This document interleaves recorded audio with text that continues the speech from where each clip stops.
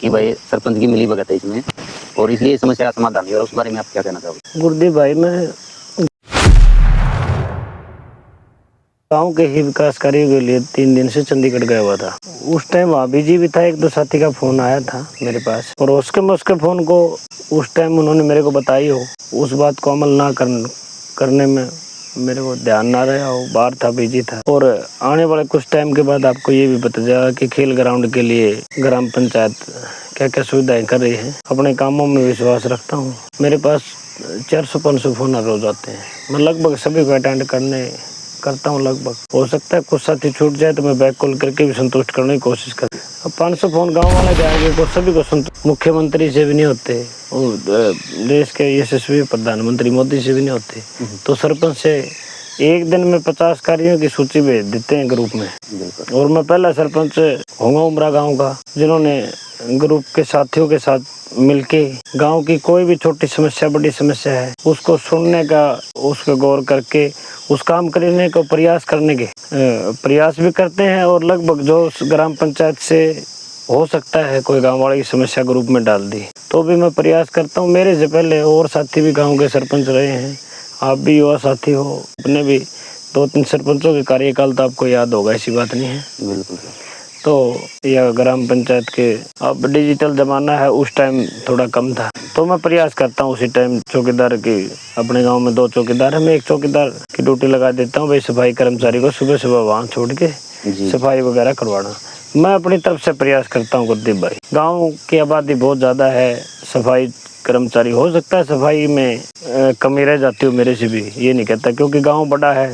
सफाई कर्मचारी करीबन 250 से 300 गली है गांव के अंदर। अब 4 सफाई कर्मचारी 10 गलियों को सफाई करें तो महीने में नंबर नहीं आता। 10 हर रोज 10 गली सफाई करनी पड़े सफाई कर्मचारियों को, तो ये ऐसा 4 बंदों से संभव है क्या? वो तो नहीं है, फिर कर्मचारियों की संख्या नहीं बढ़ाई जा सकती क्या सर? देखो, हम सरकार से प्रयास कर रहे हैं और हमने डिमांड भी करी है, करीबन ग्राम पंचायत को 8 से 10 व्यक्तियों को रोजगार भी मिले और गाँव को भी साफ सफाई का साथ मिले। ये सर कुछ सोशल मीडिया के थ्रू कुछ सवाल आए हैं, तो इन्होंने पूछा कि मेरे गांव को मैं ऐसा देखना चाहता हूँ जैसे कि अमेरिका में है, वो जो वहाँ पर गांव होते हैं उन जैसा बनाने में सरपंच साहब को कितना टाइम लग जाएगा? देखो, हर चीज को गांव की पहले की सिचुएशन देखना और अब क्या है वो देखना, को गलियों की है, पानी की निकासी की है, बिजली की है, ये जो समस्याएं हमें ये लगी कि सबसे जरूरी पहले ये कार्य होने चाहिए, तो उनमें हमें निरंतर, अभी जिस भाई ने बड़ा सवाल कर दिया कि मैं भी सोचने समझने मजबूर हो गया कि भाई इसको पेरिस की तरह गांव कैसे बनाए, तो ये इतना जल्दी संभव नहीं है। हमारे देश के बड़े बड़े शहरों में ही पेरिस के गांव जैसी सुविधा नहीं है, तो सरपंच विनोद गांव, अब हर देश के अलग अलग रूल हैं, वो नागरिक अपनी जिम्मेवारी समझते हैं।